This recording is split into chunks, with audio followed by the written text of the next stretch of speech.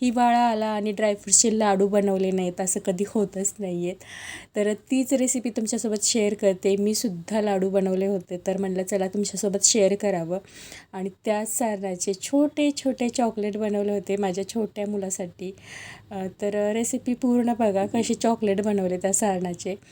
तर मुलांसाठी खूप कुतूहल असतं चॉकलेट म्हणजे, आणि घरचे चॉकलेट म्हणजे ऑब्वियसली हेल्दीच असतं. तर इथे ड्रायफ्रूट्स घेतलेत मी. तर पंपकिन सीड्स घेतलेत मी 100 ग्राम, आणि 200 ग्राम काजू आहेत, 150 ग्राम पिस्ता आहे, आणि 100 ग्राम अक्रोड आहेत, आणि अर्धी वाटी तीळ घेतले, 200 ग्राम बदाम आहेत. तर साहित्य पूर्ण सांगते मी किती घेतलं. 200 ग्राम मी बदाम घेतले होते, आणि 300 ग्राम माझे जे काय म्हणतात खजूर. तर खजूर 300 ग्राम होते माझे. तर पुढे जर मला वाटलं गरज वाटलं तर मी गूळ ॲड करणार आहे त्याच्यामध्ये. तर हे सगळं साहित्य आहे. तर साहित्य तुमच्या गरजेनुसार तुमच्या आवडीनुसार कमी जास्त करू शकता. तर ते कढई घेते. कढईमध्ये पहिल्यांदा मी तीळ भाजून घेते. अजिबात तूप न टाकता मी तीळ भाजून घेणार आहे. तूप टाकलं तर पूर्ण कढईला सगळे तीळ चिटकून बसतील, म्हणून मी असे सुकेच ते भाजून घेणार आहे खरपूस. तर मस्त असे ते फुटेपर्यंत आपल्याला ना, जोपर्यंत ते उडत नाही तोपर्यंत आपल्याला हे छान खरपूस भाजून घ्यायचं आहे. तिळाने खूप खूप खूप छान स्वाद येतो. आणि मेन म्हणजे तीळ आता हिवाळ्यामध्ये खाल्ले पाहिजेत. खूप कॅल्शियम असतं तिळामध्ये. 1 चमचा तीळ रोज खाल्लं पाहिजे. तर असं तर आपण तीळ खात नाही, म्हणून आपण लाडूमध्ये टाकूया. तर इथे अक्रोडसुद्धा मी भाजून घेते. तर थोडंसं तूप टाकून मी इथे अक्रोड जसं लागेल तसं मी तूप टाकणार आहे, एकदम तूप टाकणार नाही आहे. अक्रोड जे असतात ना थोडेसे चवीला कडू असतात, त्याच्यामुळे मी थोडेसे डार्क केलेत त्याला. तर असेच खाल्ले नाही जात आहेत. थोडंसं कडवटपणा कमी करण्यासाठी मी थोडंसं डार्क मी त्याला भाजून घेते. तर आता त्याच कढईमध्ये बदाम भाजून घेते मी. तर बदामसुद्धा सेम मी थोडंसं वरती 1 चमचा जसं लागेल तसं मी तूप याच्यामध्ये ॲड केलं आहे. तर बदामसुद्धा छान आपल्याला एकदम ब्राऊन कलर होईपर्यंत मस्त असे आपल्याला भाजून घ्यायचे आहेत. गरजेनुसार तूप करते, वरतून टाकते. तर एकदम टाकत नाही आहे, कारण नंतर उरलं तूप तर त्याचं काय करणार, आणि खूप गाळ असतो ड्रायफ्रूट्समध्ये, तर तो मिक्स होतो, मग ते आपण कशामध्येही वापरू शकत नाही आहे. म्हणून मी हे आयडिया केली की थोडं लागेल तसं आपल्याला तूप याच्यामध्ये ॲड करून ते भाजायचे. तर माझे बदाम पण छान भाजले होते. आता त्याच कढईमध्ये बघा, आता मी काजू टाकते. तर काजूसुद्धा आपल्याला असेच भाजून घ्यायचे आहेत. गरजेनुसार मी इथे तूप ॲड करते. तर 1 चमचा तूप मी इथे टाकून छान असे मस्त खरपूस असे आपल्याला काजू भाजून घ्यायचे आहेत. जेवढं तुम्ही तुपाचा वापर कमी कराल ना, तेवढे तुमचे ड्रायफ्रूट जास्त दिवस टिकतील. जर तुम्हाला कमी वेळामध्ये आणि तुम्हाला जास्त तूप वापरायचं असेल, तर तुम्ही वापरू शकता. पण जास्त टिकण्यासाठी कमी तुपाचा वापर करा. जेवढं कमी होईल तेवढं तुम्ही कमी तूप वापरा. तर मी खूप कमी तूप वापरलं इथे. तर छान असं आपले काजू पण इथे तयार आहेत भाजून. तर आता त्याच्यामध्येच मी पिस्ता टाकते. पिस्ता ऑलरेडी आपले भाजलेले असतात, त्याला जास्त वेळ लागत नाही. थोडंसं एक अर्धा मिनिट मी याला परतून घेतलं थोडंसं तूप टाकून, आणि ते सुद्धा मी बाजूला काढून घेतले. पिस्ता 2 टाईपचे असतात, एक खारे असतात आणि एक नॉर्मल पण असतात. तर माझ्याकडे खारे होते, जे होते ते मी यूज केलेत. तर तुमच्याकडे जे अवेलेबल असेल ते तुम्ही टाका, एवढा काही फरक पडत नाही आहे त्याने.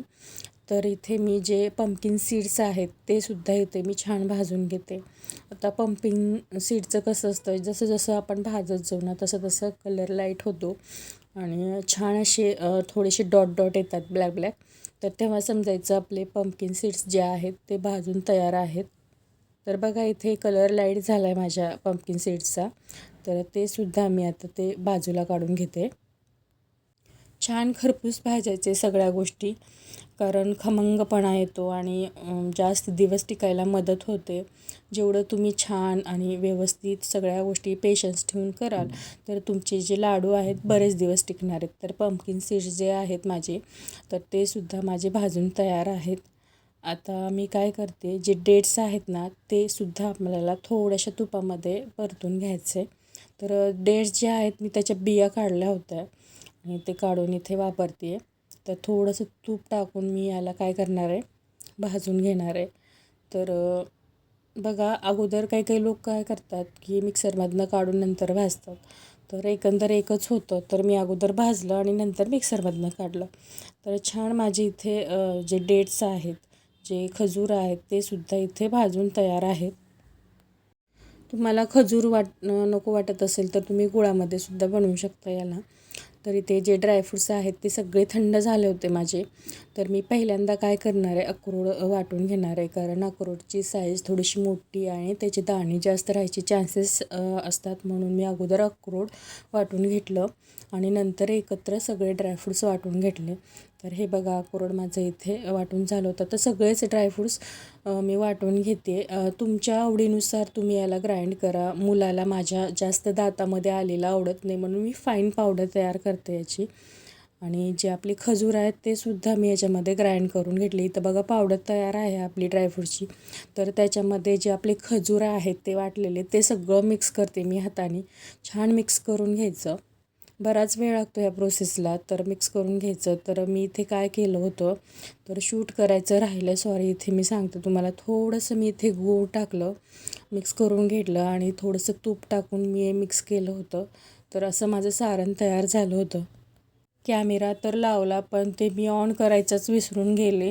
तर ते राहून गेलं, सॉरी. तर मी थोडंसं गूळ आणि तूप टाकून हे सगळ्या गोष्टी गरम केल्या होत्या. आता तीळ टाकते शेवटी. तिळाने खूप छान चव येते, खूप छान. म्हणजे मला खूप आवडतं तीळ. तर तीळ टाकलं होतं आणि सगळं मिक्स करून घेतलं. तर छान आपलं सारण तयार होतं. थंड झालं की मस्त असे आपल्याला लाडू वळून घ्यायचे. तर थोडंसं हाताला तूप लावायचं आणि मस्त असे लाडू वळून घ्यायचे. इथे बघा मस्त छान चकचकीत असे खूप छान चकाकी आली होती लाडवाला. तर मस्त अशी माझे ड्रायफ्रूटचे लाडू तयार आहेत. तर तूप लावायचं थोडंसं आणि लाडू वळून घ्यायचे हव्या त्या आकारामध्ये. तर या सरण्याचं मी काय केलं होतं, माझ्या मुलाला ना मी चॉकलेट बनवले होते. ते बघा सगळे लाडू माझे तयार आहेत मस्त असे. तर कशी वाटली बघा रेसिपी. तर छोटे छोटे गोळे केले होते आणि तो चॉकलेट म्हणून आला माझ्याकडे. तर माझ्या डोक्यात आलं चला आपण याला मस्त असं चॉकलेट बनवून देऊया. जे रॅपिंग पेपर असतो ते फाडून मी त्याच्यामध्ये असा चौकोनी गोळा केला आणि चॉकलेटचा आकार दिला त्याला. दाखवते तुम्हाला मी चॉकलेट कसं तयार केलं. तर मस्त असं डब्यासाठी खूप छान ऑप्शन आहे. तुम्ही जे बाहेरचे चॉकलेट देता ना त्याच्यापेक्षा तुम्ही हे मस्त असं रॅपिंग करून ना तुमच्या मुलाला द्या. मस्त आपले हेल्दी चॉकलेट तयार होतील. तर जे रॅपिंग पेपर असतं ते चौकोनी असं मी कापून घेतलं होतं आणि छान अशा पिळा टाकून घेतल्या. त्याच्यामध्ये ते सारण टाकलं आणि पिळा काढून घेतल्या मी शेवटी शेवटी. आणि जे एक्स्ट्राचा जो पेपर आहे तो मी कापून घेतला कात्रीने. मस्त असा आपला चॉकलेटचा आकार तयार झाला होता. तर हे बघा मस्त असा हेल्दी चॉकलेट तयार होता. तर कशी वाटली आयडिया मला कमेंट करून सांगा. तर मुलांच्या डब्यासाठी खूप खूप छान आहे हेल्दी असं चॉकलेट आपलं. चलो बाय.